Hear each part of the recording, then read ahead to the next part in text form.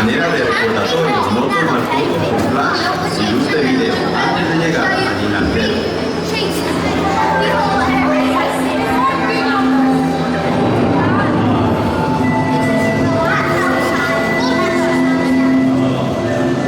Welcome to a voyage of discovery and awareness of the richness, the diversity, the often surprising nature living with the land.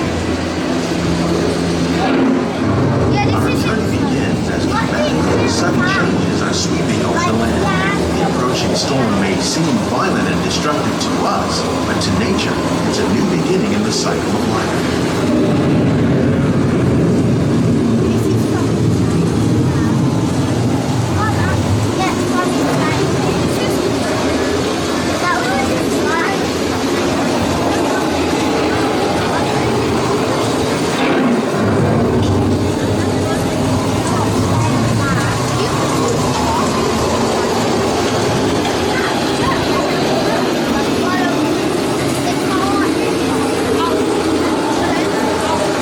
Surface of the land, roots extracting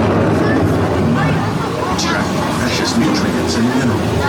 These elements, when combined with sunlight, create the diverse living systems of our planet.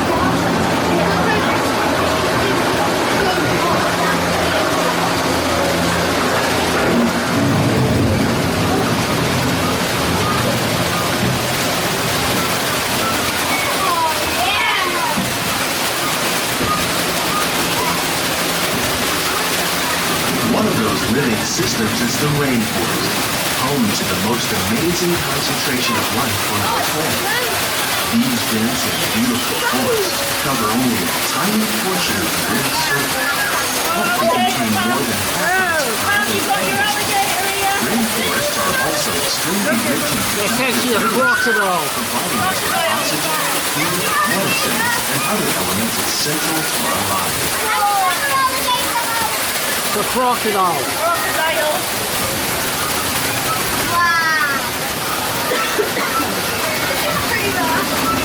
Yeah, this is it. This is Grandma's style of ride. Yeah. Is this the desert? In the desert, nature has created a very different, but no less beautiful living system.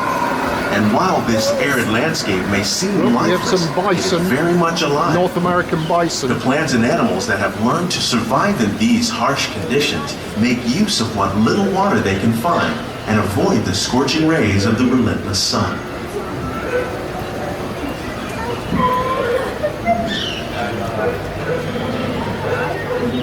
The American prairie once appeared as desolate as the desert, but over time, rainwater and nutrients gradually penetrated the hard surface of this land.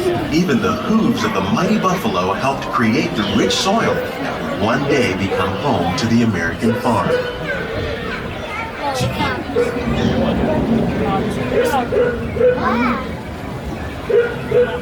And look at the chicken up here.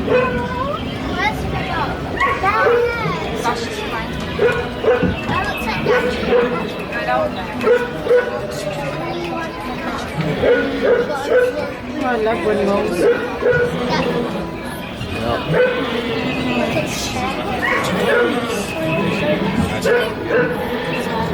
Of all the forces at work on the land, humans have had one of the most profound effects. The need to produce food for a growing world led to the enormous use and sometimes overuse of the land. In our search for more efficient ways to grow food, we often fail to realize the impact of our methods.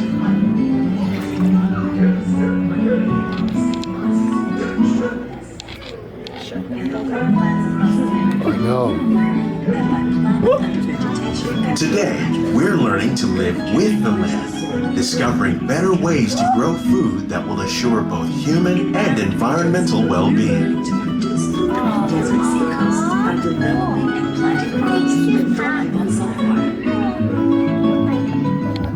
In Japan, we learned that by mixing these and other living materials into our soil, we can make farmland more fertile without the need for chemicals.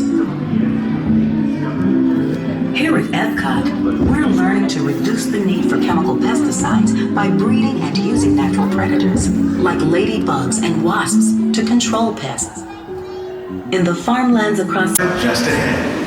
To help us maintain these carefully controlled ecosystems and for your safety, please remain seated in your boat at all times.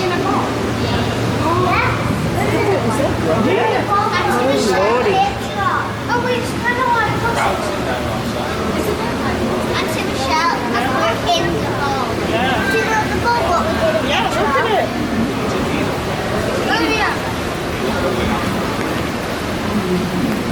Welcome to our living laboratory, where scientists from Epcot and the U.S. Department of Agriculture are exploring innovative ways to produce bountiful harvests now and into the future.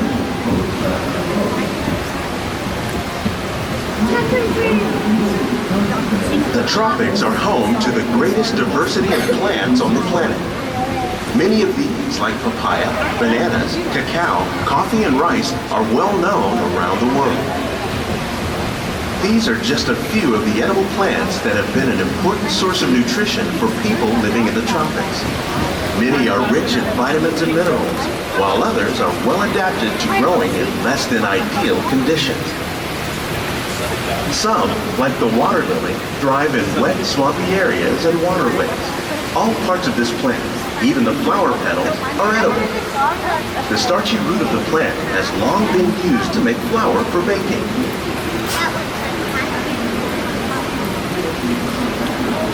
One day, many of these lesser-known tropical plants may be as important as the bananas growing on both sides of the boat. More than 28 million tons of bananas are eaten annually, making it the most popular fruit in the world. I know. I just.